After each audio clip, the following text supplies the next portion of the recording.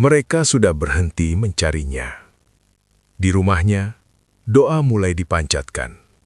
Bukan untuk keselamatan, tapi untuk kepergian. Tapi jauh di dalam kabut gunung Selamat, seseorang masih berjalan. Lemah, kedinginan, dan belum siap mati. Ini adalah kesaksian pendaki yang dikira sudah meninggal. Tapi ternyata, dia masih hidup. Perubahan suasana datang tanpa aba-aba. Jika di bawah tadi cahaya matahari masih hangat menembus pepohonan, kini langit seperti ditarik selimut abu-abu. Kabut turun lebih cepat dari yang pernah ia alami di gunung lain, menyusup di antara batang pohon, menggantung rendah hingga setinggi dada. Jarak pandang memendek drastis, membuat dunia seolah menyusut hanya beberapa meter di sekeliling mereka. Suara langkah kaki yang tadinya ringan kini terdengar lebih berat, seolah tanah menyerap bunyi. Ia menarik baf menutup hidung, bukan karena bau, tapi karena udara terasa lembab dan dinginnya berbeda. Dingin yang tidak hanya menyentuh kulit, tapi merambat masuk ke dada. Beberapa menit kemudian, ia mulai menyadari sesuatu yang aneh pada jalur yang mereka lalui. Akar pohon besar yang melintang di tanah terlihat familiar, terlalu familiar. Ia yakin pernah melewati pola yang sama sebelumnya. Akar melengkung seperti huruf U, batu datar di sisi kanan, batang pohon miring ke kiri. Perasaan tadi udah lewat sini, gumamnya pelan. Salah satu temannya menoleh sekilas, lalu menjawab santai, "Mungkin mirip aja." Mereka terus berjalan, tapi perasaan ganjil itu tidak ikut pergi. Hutan di sekeliling tampak seragam, seperti salinan demi salinan yang disusun tanpa akhir. Tidak ada penanda jelas, tidak ada suara pendaki lain, hanya jalur yang terasa berulang. Lalu keheningan itu datang. Perlahan satu persatu suara alam menghilang. Burung yang sejak pagi bersahutan kini tak terdengar lagi. Bahkan serangga pun seolah berhenti berdengung. Yang tersisa hanya nafas mereka sendiri dan gesekan sepatu dengan tanah. Keheningan itu bukan tenang, melainkan kosong. Seperti hutan menahan sesuatu. Angin berembus pelan, tapi cukup untuk membuat dedaunan bergetar dan setiap getaran kecil terasa seperti gerakan yang terlalu dekat. Ia menoleh ke kiri, ke kanan, mencoba menangkap sesuatu di balik kabut. Tidak ada apa-apa. Justru itulah yang membuat dadanya makin sempit, rasa diawasi tanpa melihat siapapun. Dingin kini terasa berbeda. Bukan sekedar suhu turun karena ketinggian, tapi dingin yang membuat bulu kuduk berdiri tanpa sebab jelas. Jarinya kaku meski sarung tangan masih terpasang. Ia menggosok lengan, mencoba mengusir sensasi aneh itu. Ketika menoleh ke belakang, jalur yang mereka lewati sudah tertelan kabut total, seperti tidak pernah ada. Dunia di belakang hilang, yang ada hanya jalur samar di depan, masuk ke lorong pepohonan pucat. Purtu pertama kalinya sejak pendakian dimulai, muncul pikiran yang menancap tajam di benaknya. Jika sekarang mereka salah arah, tidak ada yang akan tahu seberapa jauh mereka telah menyimpang. Semua terjadi dalam jeda yang terasa sepele. Ia hanya berhenti sebentar ketika merasakan tumit sepatunya sedikit longgar. Carrier terasa bergeser, jadi ia menurunkannya perlahan ke tanah yang lembab. Rombongan di depan masih terlihat sebagai siluet samar di balik kabut, bayangan bergerak pelan di antara batang pohon tinggi. "Bro," panggilnya. Suaranya terdengar aneh di telinganya sendiri, terdam seperti ditelan kain tebal. Ia melangkah cepat, hampir setengah berlari, mengikuti jalur yang ia yakini benar. Setiap tikungan terlihat sama. Batang pohon tinggi, tanah gelap, akar melintang. Tidak ada warna mencolok, tidak ada tanda khusus. Rasa hangat yang tadi ada di dadanya berubah menjadi ketukan jantung yang tak beraturan. Ia berhenti sejenak dan memanggil lagi. Kali ini lebih keras. Namanya menggema pendek, lalu hilang. Tidak ada jawaban. Bahkan gema pun terasa singkat, seolah udara terlalu berat untuk membawa suara jauh. Ia menoleh ke belakang. Tidak ada jejak jelas di tanah, hanya daun basah yang sudah rata kembali. Panik belum meledak, tapi sudah menetes pelan seperti air dingin di tengkuk. Ia mencoba mengingat percakapan terakhir, posisi terakhir teman-temannya, tapi ingatan itu seperti foto yang kabur. Hutan di sekeliling tampak sama ke segala arah. Dengan tangan sedikit gemetar, ia merogoh saku jaket dan mengeluarkan ponsel. Layar menyala, memantulkan wajahnya yang mulai tegang. Ia membuka peta offline, titik biru lokasi tidak muncul. Di sudut atas layar, tulisan kecil itu seperti palu yang menghantam kepalanya. No signal. Ia mengangkat ponsel lebih tinggi, memutar tubuh, berharap satu garis sinyal muncul. Tidak ada, hanya ikon kosong. Saat itulah, rasa panik benar-benar menemukan bentuknya. Bukan lagi rasa aneh, bukan firasat, tapi kesadaran utuh yang dingin dan tajam. Rombongan sudah tidak terlihat, jalur tidak lagi dikenali, dan satu-satunya alat komunikasi dengan dunia luar tidak berguna. Ia berdiri diam beberapa saat, mendengarkan. Tidak ada apa-apa. Tidak ada suara langkah lain, tidak ada tawa, tidak ada percakapan, hanya nafasnya sendiri yang terdengar terlalu keras. Di tengah kabut tebal Gunung Slamet, untuk pertama kalinya dalam pendakian itu, ia memahami satu kenyataan yang mengubah segalanya. Sekarang, ia benar-benar sendirian. Awalnya, ia memaksa dirinya untuk tetap tenang. Jangan panik, jangan panik. Ulangnya dalam hati seperti mantra. Ia mencoba berpikir logis. Jalur pendakian pasti tidak jauh. Rombongan mungkin hanya sedikit di depan. Ia memilih satu arah yang terlihat seperti jalur setapak. Tanahnya sedikit lebih padat dibanding sekelilingnya. Setiap langkah diambil hati-hati. Matanya menyapu tanah mencari jejak sepatu, bekas tongkat trekking, atau pita penanda yang kadang dipasang pendaki. Namun yang ia temukan hanya daun basah, ranting patah, dan pola akar yang tampak seragam ke segala arah. Semakin lama berjalan, semakin ia merasa tidak bergerak maju, melainkan masuk lebih dalam ke hutan yang sama. Ia berhenti dan mencoba mengingat pelajaran dasar navigasi yang pernah ia baca. Gunakan arah matahari, tapi matahari tak terlihat. Tertutup kabut tebal seperti langit menghilang. Gunakan aliran air, tapi tidak ada suara sungai, tidak ada gemericik kecil pun. Ia memutar tubuh perlahan, memandangi setiap celah di antara batang pohon. Semua tampak seperti lorong yang sama, pintu-pintu menuju tempat yang tak ia kenal. Dadanya mulai terasa sesak, bukan karena kurang udara, tapi karena pikirannya berlari lebih cepat daripada napasnya. Ia sadar sesuatu yang menakutkan. Ia sudah berjalan cukup lama, tapi tidak yakin ia semakin dekat dengan jalur, atau justru makin jauh. Waktu terasa aneh. Tanpa sinar matahari, sulit menebak sudah jam berapa. Jam tangannya menunjukkan siang, tapi suasana seperti senja yang tak kunjung selesai. Cahaya redup menyelimuti hutan, membuat warna hijau daun terlihat pucat, dan batang pohon seperti bayangan tinggi tak berujung. Setiap beberapa langkah, ia menoleh ke belakang. Takut jalur di belakangnya berubah. Perasaan diawasi kembali muncul, lebih kuat dari sebelumnya. Bukan suara, bukan bayangan jelas. Hanya sensasi bahwa hutan bukan lagi ruang kosong, melainkan ruang yang memperhatikan. Panik akhirnya menyusup melewati pertahanannya. Napasnya memendek. Tangannya mulai dingin dan berkeringat bersamaan. Ia memaksa diri berhenti, menurunkan carrier, dan duduk di atas batang kayu tumbang. Kalau terus jalan tanpa arah, aku bisa makin tersesat, pikirnya. Tapi diam pun terasa menakutkan. Terlalu sunyi, terlalu sepi. Ia berada di antara dua ketakutan. Bergerak tanpa tahu tujuan, atau berhenti dan menunggu sesuatu yang belum tentu datang. Di momen itulah, kesadaran itu benar-benar mengendap, berat dan tak bisa ditolak. Ia bukan sekedar terpisah, ia tersesat.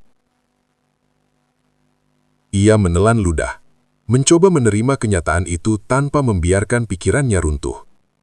Gunung yang tadi terasa indah, kini terasa luas tanpa batas. Seperti labirin alami yang tidak peduli apakah ia keluar atau tidak. Dan untuk pertama kalinya, muncul pertanyaan yang tak pernah ia pikirkan saat berangkat pagi tadi. Bagaimana kalau ia tidak berhasil menemukan jalan pulang sebelum malam turun? Pagi datang tanpa warna. Tidak ada semburat oranye, tidak ada cahaya hangat, hanya gelap yang perlahan berubah menjadi abu-abu pucat. Ia bahkan tidak yakin benar-benar tidur. Tubuhnya hanya berhenti bergerak sementara pikirannya terus terjaga sepanjang malam. Saat mencoba berdiri, lututnya terasa kaku, punggung pegal karena bersandar pada batang pohon keras. Ujung jari tangannya kebas oleh dingin. Ia menarik napas panjang, tapi udara lembab terasa berat di paru-paru.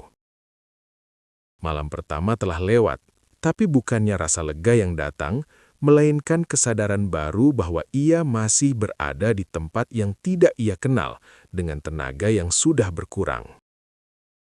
Ia memeriksa sisa air minumnya, lebih sedikit dari yang ia harapkan. Ia meneguk pelan, menahan diri untuk tidak menghabiskan lebih banyak. Perutnya kosong sejak kemarin, tapi rasa lapar kini berubah jadi mual ringan. Tubuhnya mulai menghemat energi secara alami, gerakannya melambat. Setiap langkah terasa 2 kali lebih berat dibanding hari sebelumnya. Ia mencoba fokus pada hal sederhana, 1 langkah, lalu langkah berikutnya. Namun kepalanya terasa ringan, seperti pikirannya mengambang sedikit di luar tubuhnya. Tak lama kemudian, ia mulai merasa seperti tidak sendirian. Bukan karena melihat sesuatu dengan jelas, tapi karena beberapa kali ia merasa ada gerakan di samping jalur penglihatannya. Ketika ia menoleh cepat, hanya ada pohon dan kabut. Sekali ia yakin melihat sosok berdiri jauh di antara batang-batang tinggi. Tegak, diam. Jantungnya melonjak. Tapi saat ia mengedip, sosok itu hanyalah pohon dengan cabang patah. Ia tahu ini bisa terjadi ketika tubuh lelah dan pikiran tertekan. Ia tahu itu, tapi pengetahuan tidak serta-merta menghapuskan rasa takut. Suara pun mulai terasa aneh. Ia mendengar seperti langkah lain mengikuti ritmenya, jeda kecil setelah ia melangkah. Ia berhenti mendadak. Suara itu ikut berhenti. Hanya detak jantungnya sendiri yang tersisa.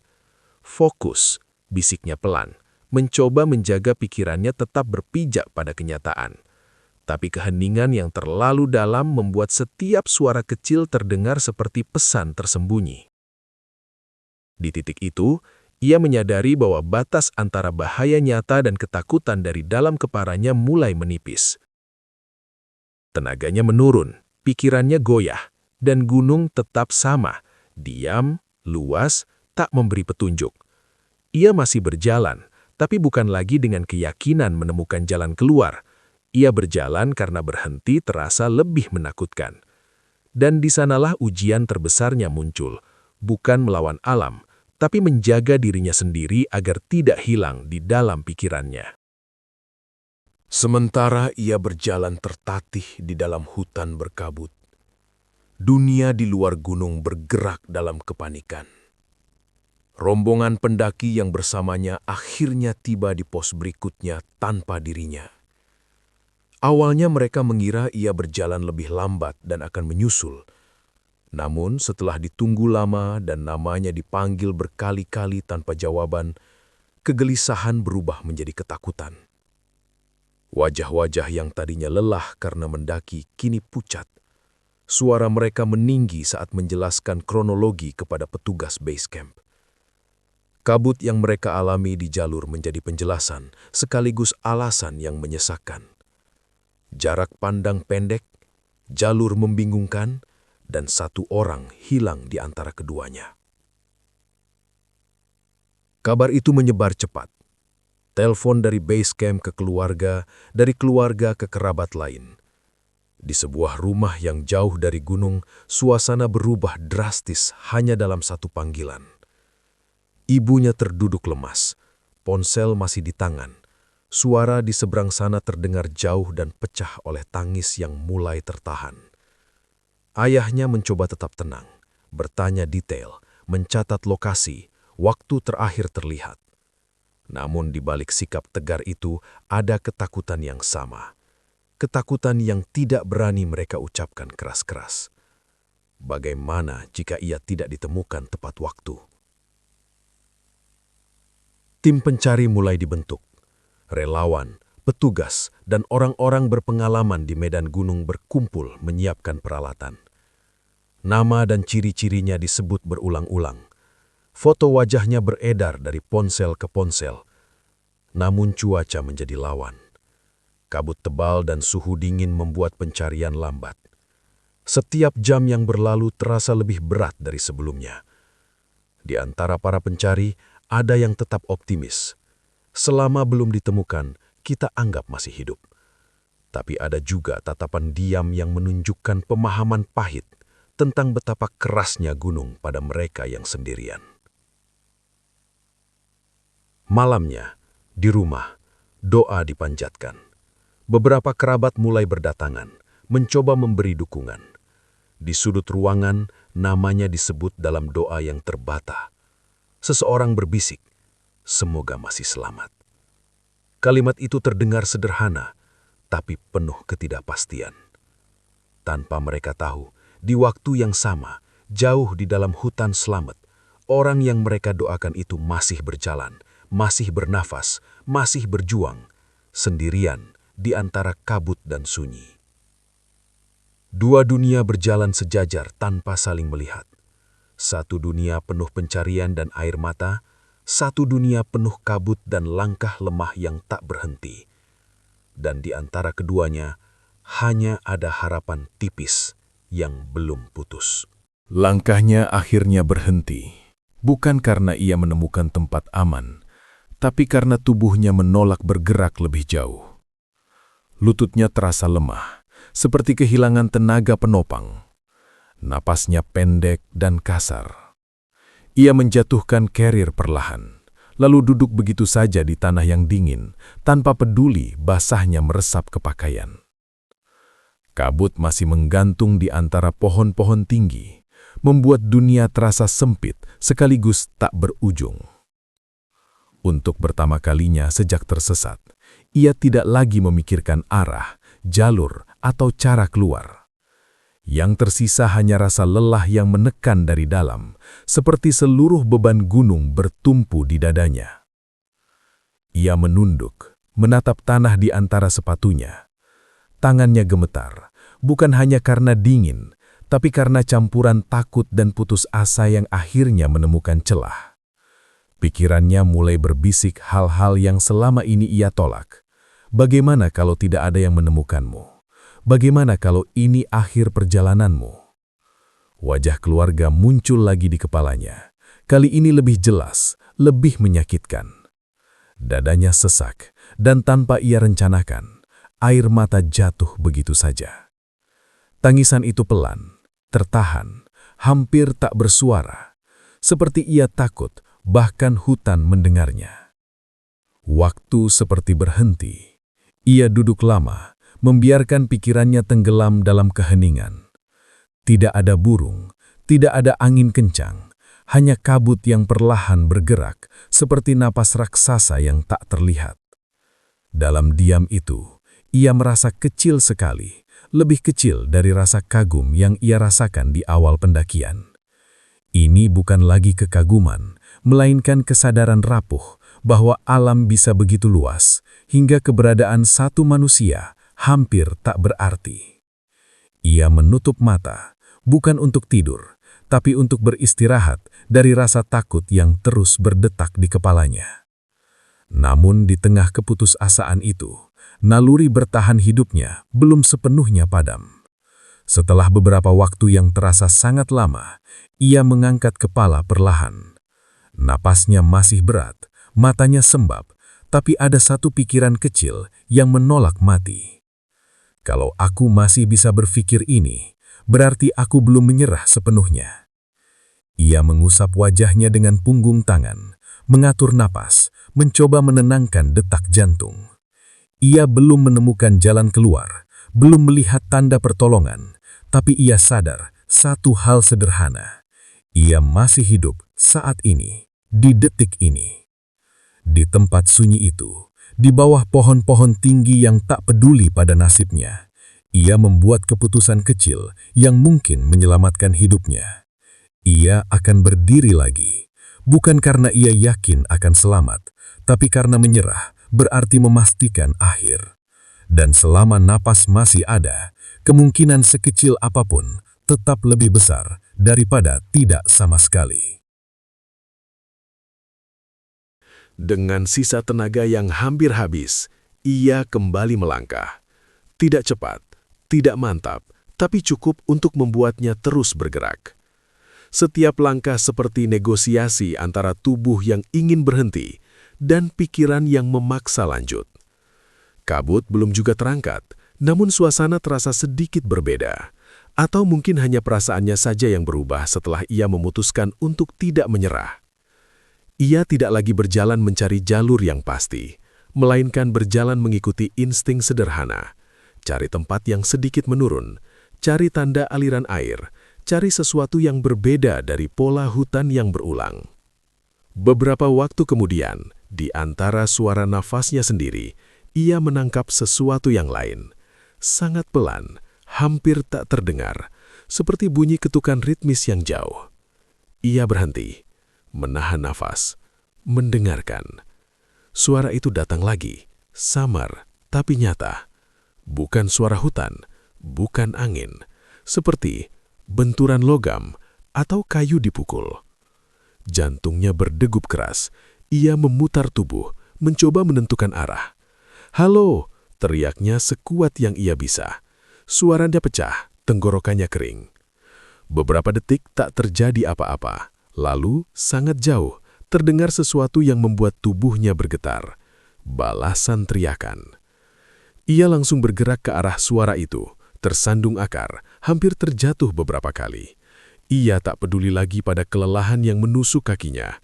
Setiap beberapa langkah, ia berteriak lagi, memastikan arah. Balasan itu terdengar lebih jelas kini, suara manusia, lebih dari satu. Kabut masih tebal, tapi di antara batang pohon, ia mulai melihat kilatan warna yang tidak alami. Oranye terang, warna jaket tim pencari. Lututnya hampir lemas oleh campuran lega dan tak percaya. Ketika akhirnya sosok-sosok itu muncul jelas dari balik kabut, ia tidak langsung berbicara.